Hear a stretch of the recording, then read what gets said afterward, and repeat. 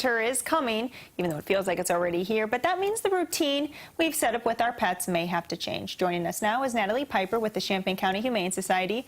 And like always, we always ask you to bring a little friend. Who did you bring with us today, or bring with you today? Odin. He is 5 months old, and him and his siblings are all up for adoption right now.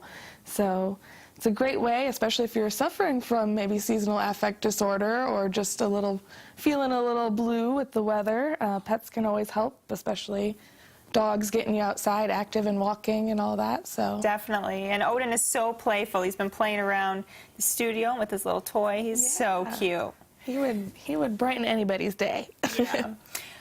When it comes to pets like Odin, or for people that have pets at home already, how can the winter maybe affect them? It can be a hard season for them. Yeah, there's lots of things that you need to watch out for, some potential hazards to pets in the wintertime.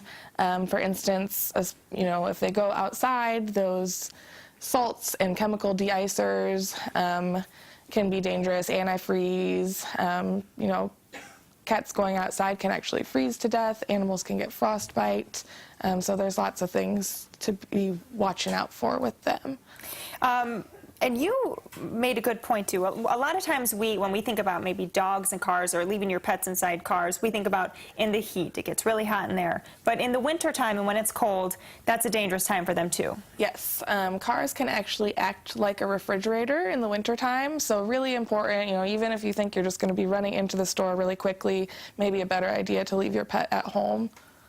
And for many dogs out there, of course, they're used to maybe their daily walk. How can we maybe still get their exercise for them if we get some snow on the ground or it's too cold to get outside? Sure. A short walk would be great. Most dogs are still going to love to go out there, and it really varies with the individual. So if you have a big Malamute, I'm sure they would be fine on a long walk with you as long as you can stand the cold. A little short-haired dog or a puppy or an elderly dog may have a harder time with that. So there's lots of great things you can do indoors.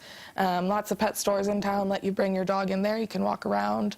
Oh, that's a great idea. Yeah, or training classes are a great way to get some exercise indoors and play with your dog indoors. So that's a great option too. And you talked a little bit about when the snow does happen or when it starts to get icy, a lot of people will put salt down and put de-icers down. That can be dangerous for paws. Yes. So it irritates the paws themselves, but then when your pet licks their paws to clean them off, they can actually ingest those chemicals.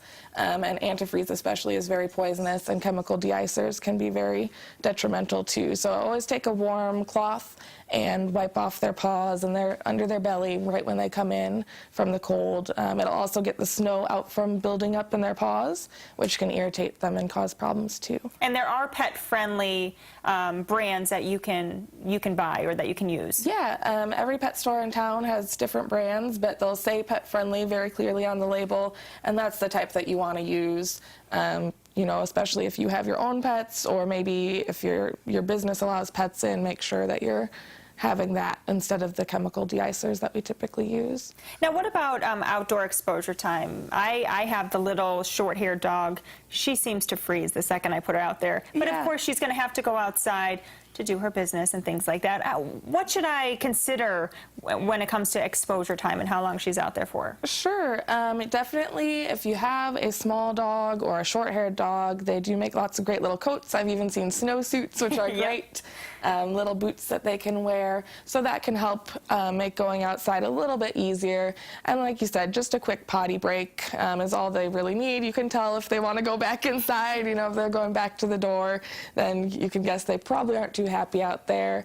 And if you're trying to house train a puppy in this weather, you may opt to use those puppy pads near the door, at least until the worst of the winter weather is over, because that can be difficult to convince them it's fun to go outside in this cold weather. Right. And real quickly, when it comes to cats, a lot of people have cats and they let them go outside and roam. What should we know about cats in the winter? So it's really dangerous out there for cats in the winter. So I mentioned they can freeze to death, they can get frostbite.